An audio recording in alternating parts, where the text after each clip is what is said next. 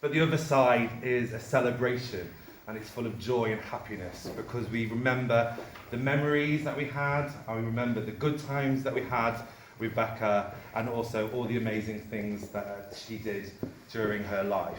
And we all come here together to celebrate that with each other. And yes, she did bring us lots of laughter, love and life, and she was a performer who lived life to the fullest. She was also a hugely popular member of her family. Daughter Carolyn, father figure Mike, siblings Tony, Helen, Flick, Lyndon, Xander, her cousins Amy and Sophie, Auntie Jane, and all of her brother-in-laws, sister-in-laws, friends, nephews and nieces. Becca, I've heard, loved her family holidays to Spain. Yeah, she was the life and soul of any party, and part of her final wishes were today that this was a celebration, it was an occasion, so please do not be restricted. If you want to cry, cry. If you want to laugh, laugh. And please applaud the people that are coming up today, like the show that Becca wanted it to be.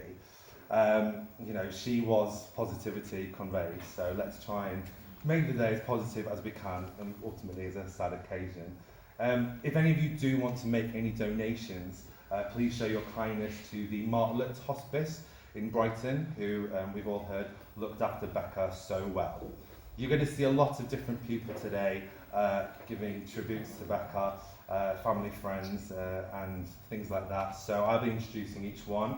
We're going to have the best time we can do. So without further delay, I'm going to introduce you to the first people. Now, Becca was a strong woman. You know, she embraced and championed feminism, femininity, and the female body. And I don't think there's any better way to start off today with two of the strongest women in Newark that we know, Sarah Taylor and Kerry McGarrigle, accompanied brilliantly by Mike Foster. Thank you.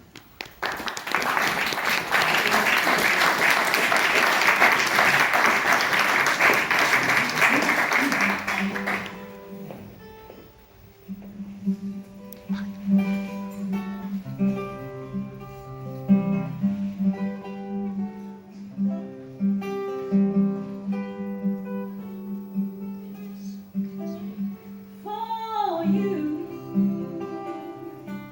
there'll be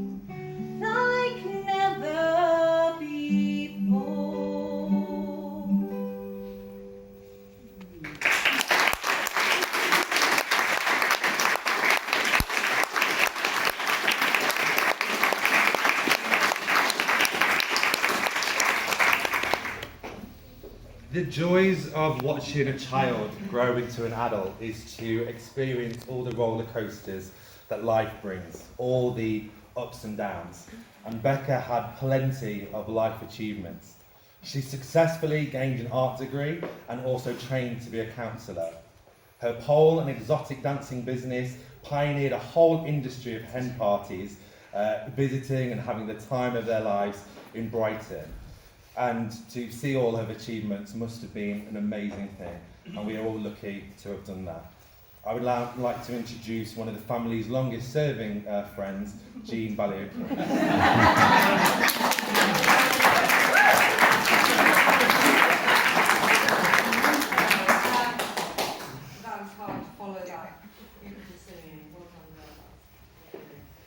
Yeah, I think I've been wheeled out because, you know, as a child, because I have been a friend of the family for so long, and they have been the most fantastic friends to me, all of them, definitely.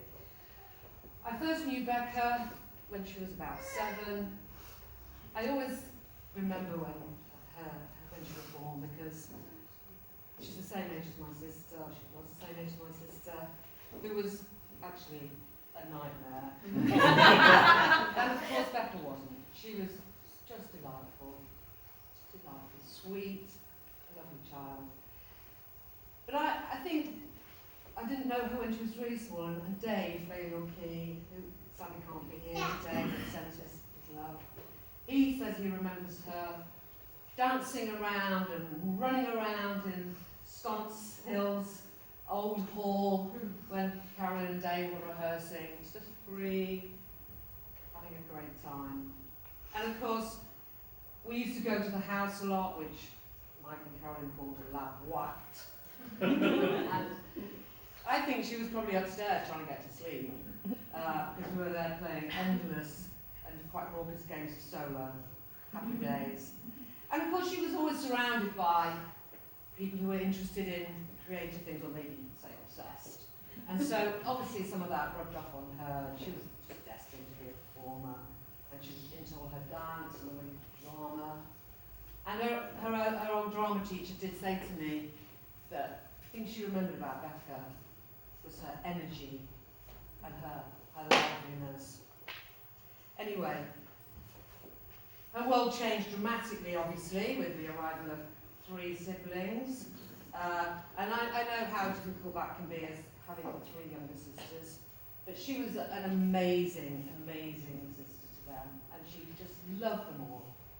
And of course they are all 3 of them incredibly lovable. But of course, you know, she had to put up with all that, you know, having 3 younger sisters or 3 younger siblings. And Xander and Flick did tell me that, you know, they just couldn't resist the lure of her bedroom. And so, all the clothes and the makeup and the jewellery, they had a great time in there. I don't think Lyndon was particularly interested. But I just hope she had somewhere secret that she could stash anything that little prying eyes to see. She was brilliant with all the kids who were on the scene at the time, and you know, there were quite a few of them. And Fran Gilbert wanted me to say today that Becca was always really kind and really interested in all the kids, all of them. And I think my Daniel and Eleanor would agree. In fact, she did take them all on a picnic one time down by the weir. Didn't do things like that in those days. And, they had a great time, but they did come back. Becca wet, Daniel wet. She'd had to pull him out of the river. But don't worry, he could swim, and he was always falling in.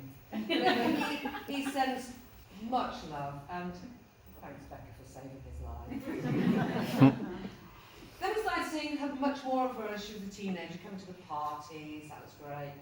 But according to Declan, who was around at the time, Declan Lowe, he said that apparently one time she decided to liven up the parties, the after-show parties, which we had quite frequently, by putting more spirits into the pub. Well, I think parties needed livening up. They were pretty lively anyway.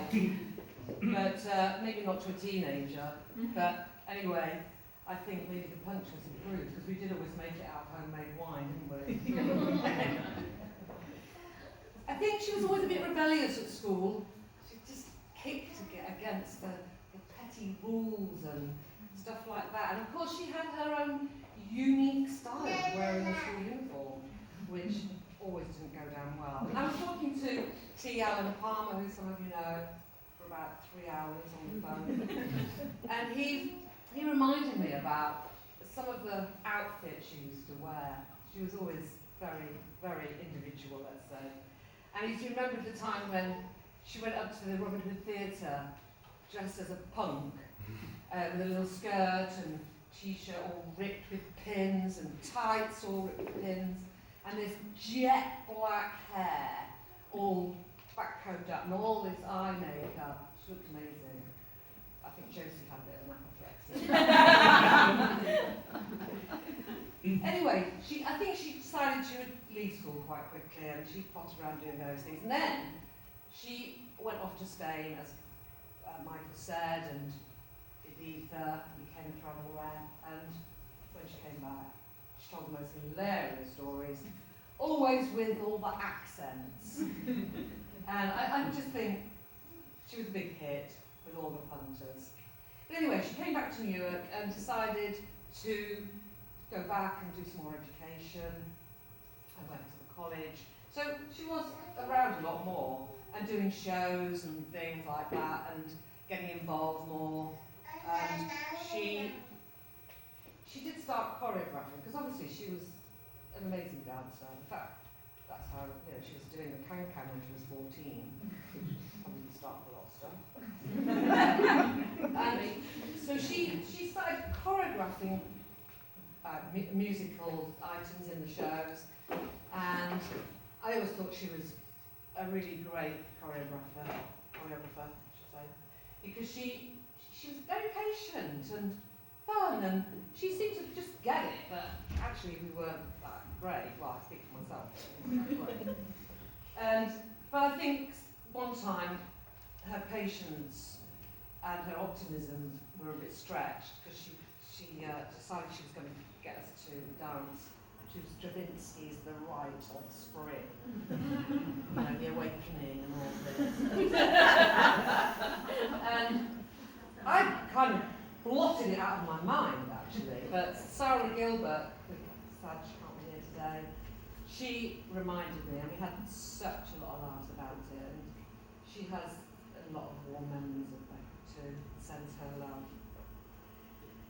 She was persuaded to direct a show, and it was what we used to call a potpourri, a Christmas potpourri, more of a expensive scented reeds, really, of music and drama and dance, and she did a fantastic job. I think she was only about 19, and what a thing to pick when you have to curate or put together something like that. She did a brilliant job, but she did say she needed 3 heads for it, and you all know what that feels like. I loved seeing her artwork appearing while she was in Newark at that time, into Carolyn's house, and it was brilliant, brilliant. And I think that was what her love of art was the thing that sent her off to Brighton to do her degree at the university. And the rest is history, really, and there are people here who know far more about all those times than I do. But we did go down, Carolyn, myself, and Alan, and Graham, when she was 30, and we went to celebrate her birthday. And it was such fun. I got to sleep on the floor, mind you. It was great. And she wanted us to go to a disco. I showed you how to go that way. And she wanted, first of all, to go to the Grand Hotel to have cocktails.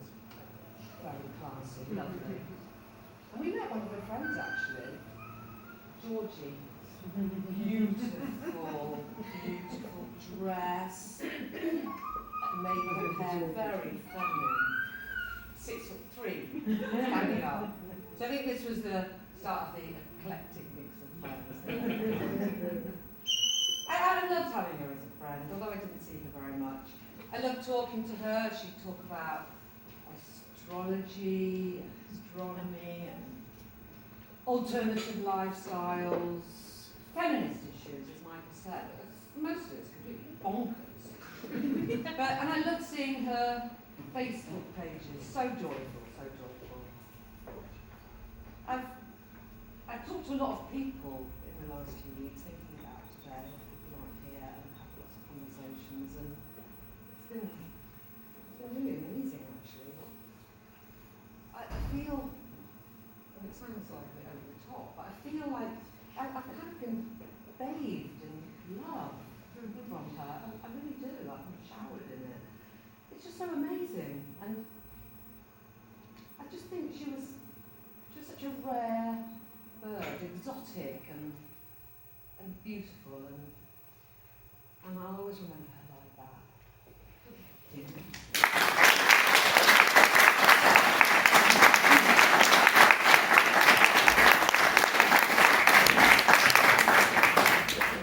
Thank you, Jean. What an amazing insight into Becca's life. And I think following on from that, we can all agree that Becca was a unique and individual person. And the way she dressed and the way she behaved, she never went against the, well, she always went against the norm, but she never went with the norm.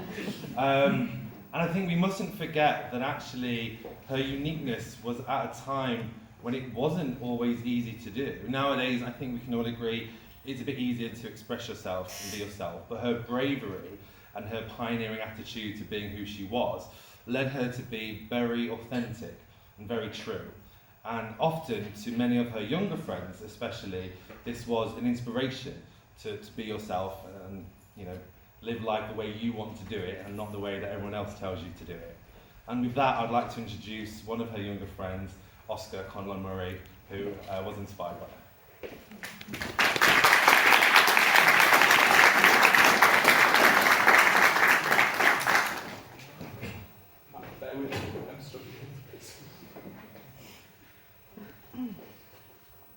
I worked with a director recently on the show who asked me to sing this song and said to me, could you please picture the most fabulous woman you've ever known when you sing it? And the first person I went to was Rebecca. So I'm going to sing for her now.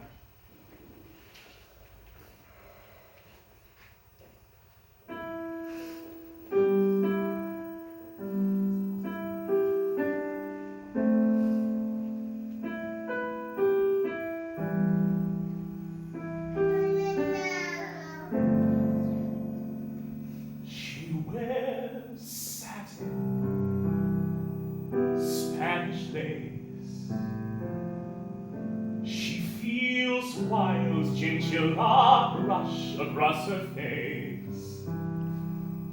She's lucky. She's a woman. She wears diamonds, bright as stars. She has lovers, open doors to fancy cars. She's lucky, so lucky, she's a woman. A perfume nylon fan to dab across her wrist, a secret ribbon diary of all the men she's kissed. So many men she's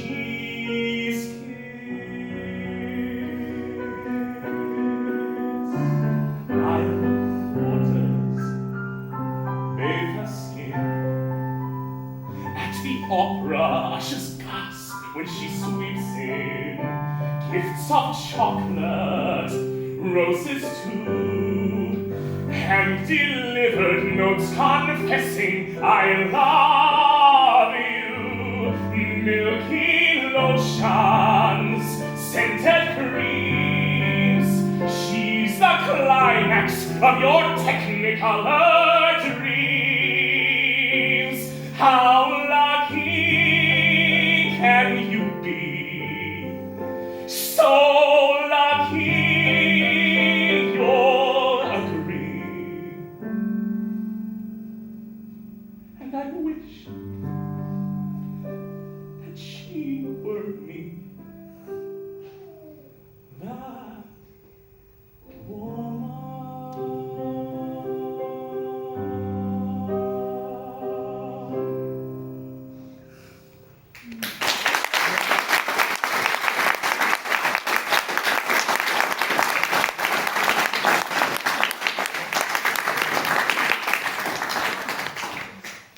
Thank you, Oscar. That was beautiful.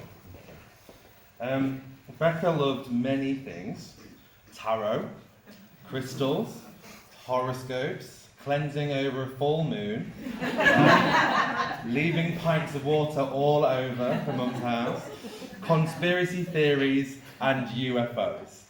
And she also loved writing and completed many books, including The Little Bit Naughty Book of Lap Dancing for Your Lover. I read it 5 times.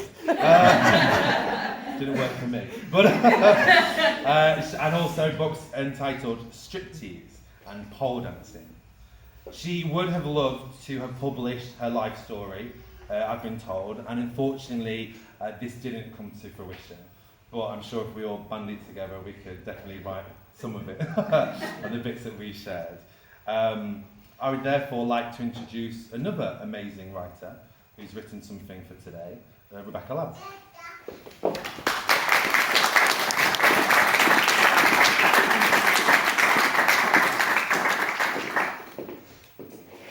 Okay, so this poem is less of a poem and more of an amalgamation or a compendium of bits of really treasured moments, memories that people have of Becca.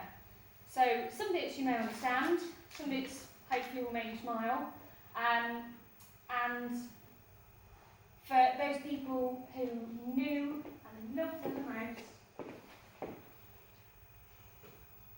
this is me. It's alright, it's funny as well, isn't it? Oh, it's a bit much, isn't it? Okay. As legend would have it, once a baby was born, 3 ninths wild vixen, 2/3 unicorn. This being sublime in its ethereal hue trailed blazes of colour from ochre to blue. Whilst ruined in Chelsea, her chambers were jet, this Gothic Titania, by moonlight well met. She dabbled in crystals and paganist prayer. She would worship the spirits her body laid bare. Quite to the bohemian, this mythical being, she followed the zodiac ways of foreseeing. She'd sing of the stars, the sky and the moon. In the cleansing of auras, she was most attuned. A hostess whose mostess, a lavish affair, welcomed in all to her Brightonian lair. The palace was blush and feathered with soul. Completing the decor, an exercise pole. From 4 a.m. fry-ups and vegan lasagnas, wine-fueled festivities and weeks in España, she was always the heart, the fire and the light, with 7 veils and sirens, the heat of the night. Come in, let's go out, let's run to the sea. The night is yet young, so darling are we. So come, grab a boa, a tiara or sash, and I'll hand out the Smarties I've left in my stash. We'll dance all night through, we'll need no reprieve, and if things get too much, just remember to breathe. But for this mortal coil, was simply not meant to burn bright yet brief, perhaps her intent. She'll never grow old, her beauty'll not wane, her life's final struggles shall not be in vain. So remember your sister, cousin, daughter or friend, and with the gifts she bestowed, this grief seek to mend. Hold close the memories, time shared with such fun, that butler's buff bottom, or that Boxing Day run. When you remember the love that lifted her gloom, when you 3 little siblings packed into her room. Hold tight these moments and think of them fond, and cast her away to that great beyond.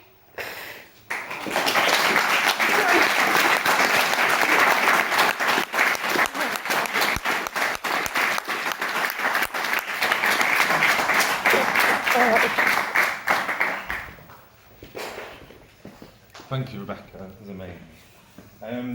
Now, we've heard about lots of things that Becca was good at, and her sisters have informed me that there were some things that she wasn't So good at it. And despite her dream of being the front lady of her own music band, and despite having Mike in the house giving her many, many lessons, she apparently did not have a very good singing voice.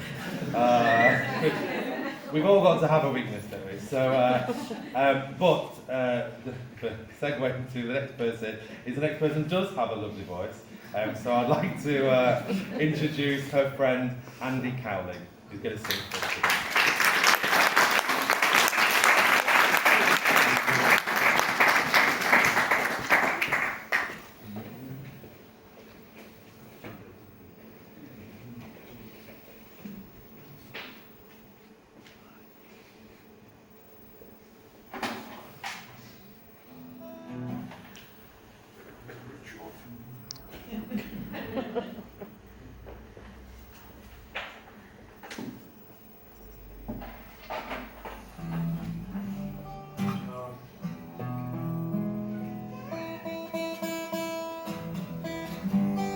Well, Becca did indeed leave her home and knew it and moved to Brighton.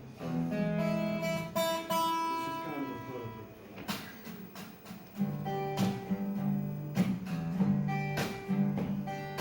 Sitting in the morning sun, I've been sitting when the evening comes, watching the ships pull in. Then I watch him roll away again. Oh, now I'm sitting on the dock of the bay, watching the tide roll away. Sitting on the dock of the bay, wasting time. Left my home in Brighton, North, headed for the Brighton town. Just nothing seemed out here, seemed like nothing ever going down. Oh, now I'm sitting on the dock of the bay, watching the tide roll away. Sitting on the dock of the bay, wasting time. Looks like nothing's gonna change. Everything still remains the same. I can't do what 10 people tell me to, so I guess I'll remain the same. Oh, sitting here, resting my bones, and it's dawn and this won't leave me alone. 2,000 miles alone, just to call this dock my home. Oh, now I'm sitting on the dock of the bay, watching the tide roll away. Sitting on the dock of the bay, wasting time. Oh, sitting on the dock of the bay, wasting time.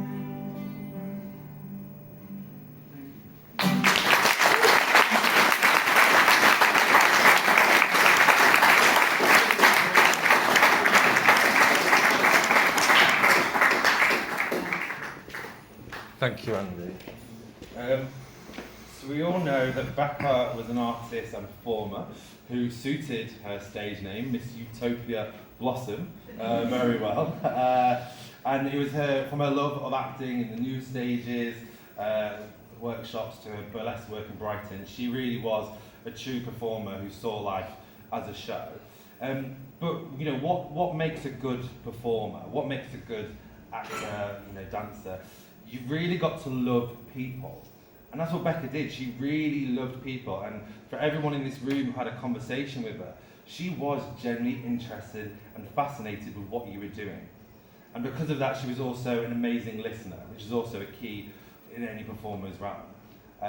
So you could say her listening and her love of people made her a great performer, but they also made her an incredible friend as well to everyone who knew her. So I would like to introduce one of Becca's friends, Louise Sweeney.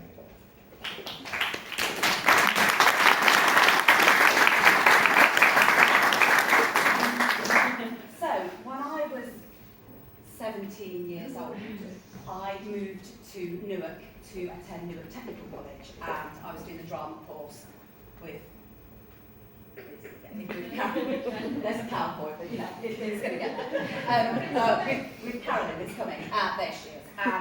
And I, before long, became a lodger of Carolyn's. And her 3 siblings, next slide please, thank you. I think one of them's the next door neighbour, is it? Because there's 4 of you there. But yeah, her 3 siblings told me that they'd got this older sister, who of course I'd not met because she was away working as a rep at Thompson's. And I was intrigued by this Rebecca. And I attended college, did lots of new stages things, made lots of friends. And then, next slide please, Rebecca appeared. And well, there she was. And a few days after she arrived home, some people, my friends, arrived at the door. And they said, I said, what are you doing here? We haven't planned to go out. And they went, no, we've come to see Becca, she's our friend. So we had the same friends without even knowing it. And a few weeks later, unbeknown to Carolyn, we did a demi-john homeward white wine. And our friendship was sealed, and we were kindred spirits from then right to the day that she died. She had a black bedroom, which I found fascinating. But it was great because you could do chalk writing on it. Do you remember that bedroom? Yeah, it was a great black bedroom. Who has a black bedroom? And a hospital bed? Becca. Absolutely. And I was a student, so I was quite poor, and Becca had just come back from Thompson. And we used to go to the King's Head in Newark with our friends, and she'd say, hang on a minute, we could save some money here. So she'd get a flask, then unbeknown to Carolyn, give me some homemade white wine, into the flask, and off we'd go to the pub. Could we have 2 pints of soda water, please? Under the table there. And it kept us going. We were pissed as farts by the end of the night. But on soda water, how could it be? Well, now you know the secret. So our lives carried on, and I left Newark to pursue my career in theatre in London.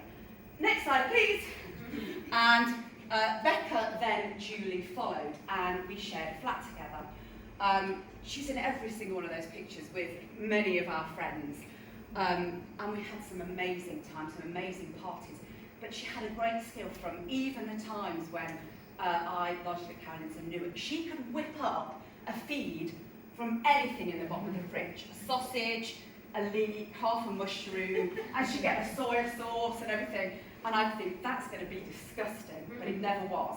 So you never went hungry when Becca was in the house.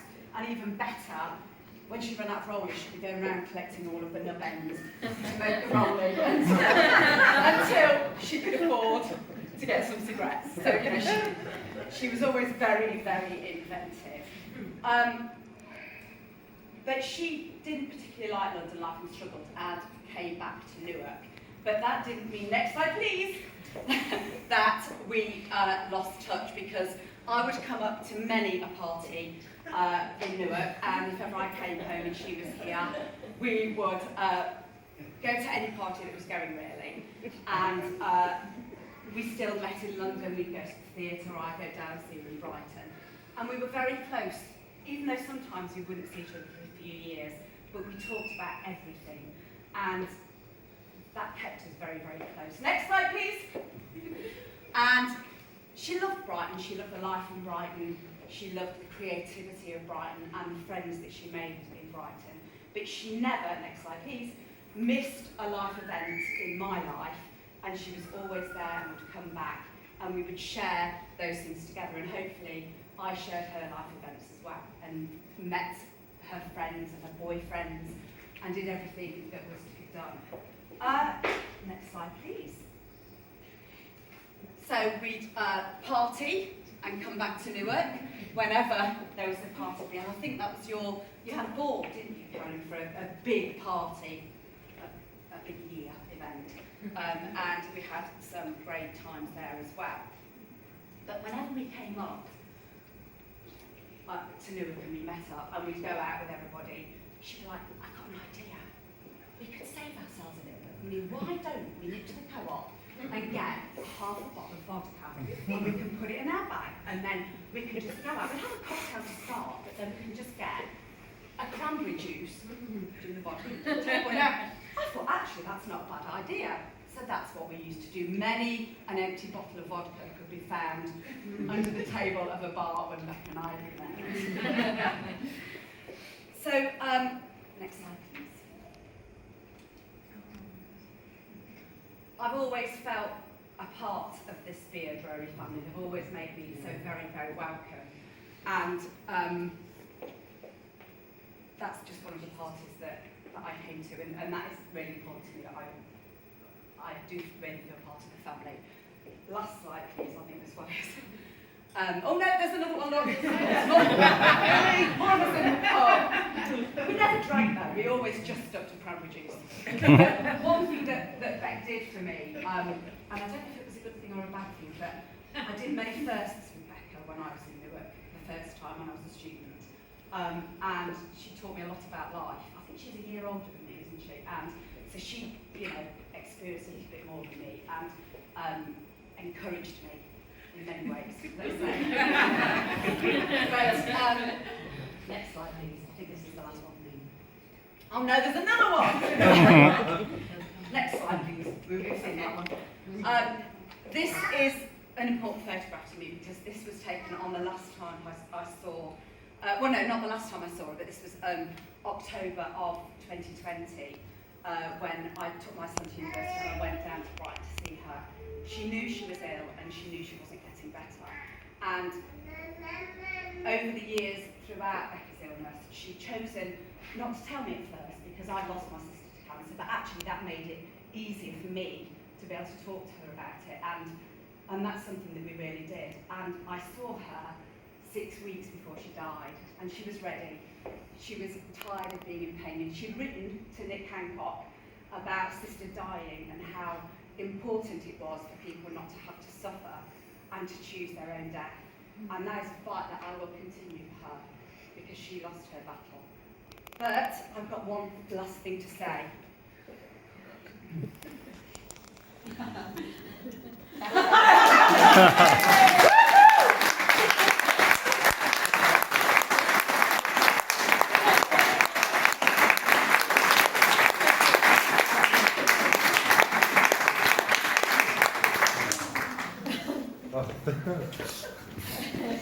What a great photo, thank you.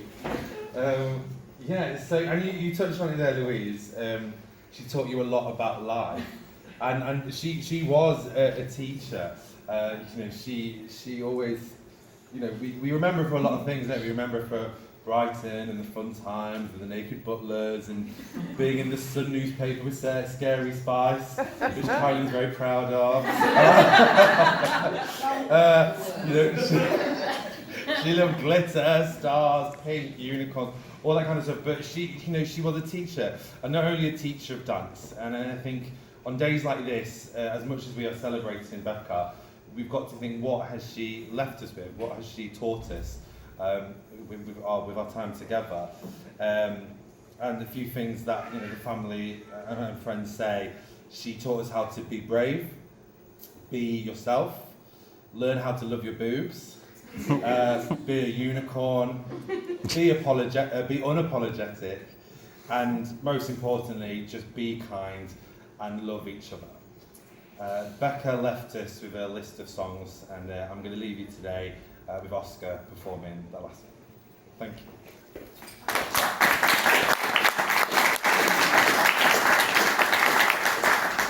I was a bit worried about singing this song because I didn't feel it was lyrically appropriate.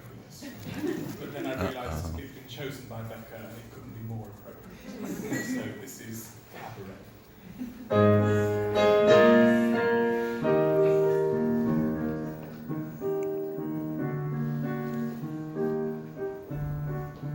What good is sitting alone in your room? Can't hear the music play.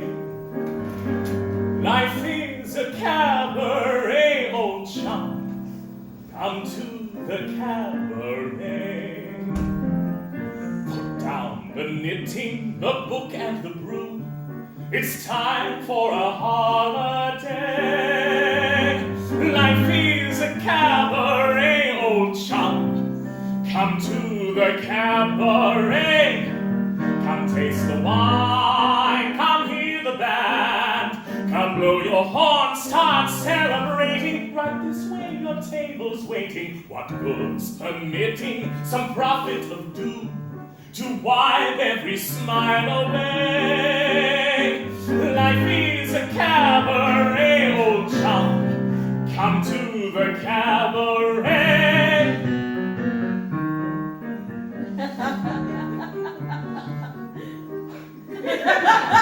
I used to have this girlfriend known as Elsie, with whom I shared 4 sordid rooms in Chelsea. She wasn't what you'd call a blushing flower. As a matter of fact, she rented by the hour. When she died, the neighbors came to snicker. Well, that's what comes from too much pills and liquor. But when I saw her laid out like a queen, she was the happiest corpse I'd ever seen. I think of Elsie to this very day.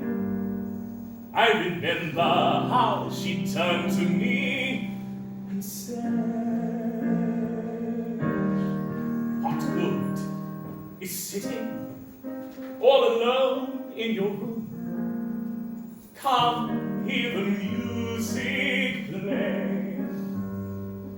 Life is a cabaret, old chum. Come to the cabaret. And as for me, I made my mind up back in Chelsea. When I go, I'm going like Elsie. Stop by admitting from cradle to tomb. It isn't that long a stay. Life is a cabaret, old chum. It's only a cabaret, old chum. And I love a cabaret.